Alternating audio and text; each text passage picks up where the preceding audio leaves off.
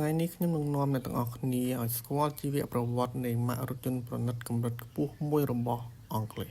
ដែលល្បីខាងភាពប្រណិតខ្លាំងការផលិតដោយដៃយ៉ាងលម្អិត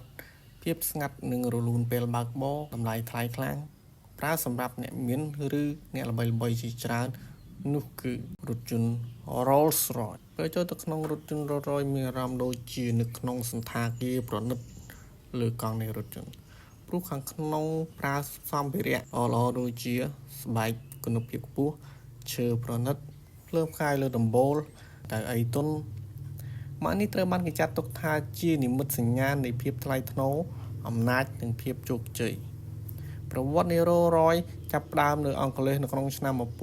1904ដោយការជួបគ្នារវាង Henry Roy និង Charles Rolls ដែលមានជំនាញផលិតម៉ាស៊ីននិងរថយន្តខណៈ Rolls ជាអ្នកជំនួញលក់រថយន្តប្រណិតពួកគេបានសហការបង្កើតរថយន្តដែលមានគុណភាពខ្ពស់និងដាក់ឈ្មោះថា Rolls-Royce នៅឆ្នាំ1906ក្រុមហ៊ុន Rolls-Royce Limited ត្រូវបានបង្កើតជាផ្លូវការហើយបានបង្ហាញរថយន្តល្បីឈ្មោះ Rolls-Royce Silver Ghost ដែលត្រូវបានគេហៅថារថយន្តល្អបំផុតក្នុងពិភពលោកដោយសារតែភាពស្ងាត់កម្លាំងនិងគុណភាពខ្ពស់នៅទសវត្សរ៍ឆ្នាំ1970ក្រុមហ៊ុនប្រឈមមុខនឹងបញ្ហាហិរញ្ញវត្ថុធ្ងន់ធ្ងរពាក់ព័ន្ធនឹងការអភិវឌ្ឍម៉ាស៊ីន RB211 ហើយរដ្ឋាភិបាលអង់គ្លេសបានចូលគ្រប់គ្រងក្រុមហ៊ុននៅឆ្នាំ1971បន្ទាប់មក Rolls-Royce ត្រូវបានបែកជាពីរផ្នែកផលិតម៉ាស៊ីនយន្តហោះនិងថាមពល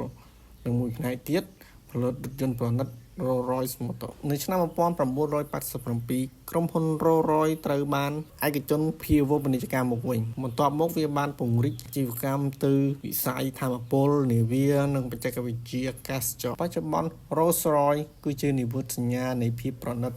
បច្ចេកវិទ្យាខ្ពស់វិស្វកម្មអង់គ្លេសដែលល្បីនៅក្នុងវិស័យរថយន្តនិងអាកាសចរណ៍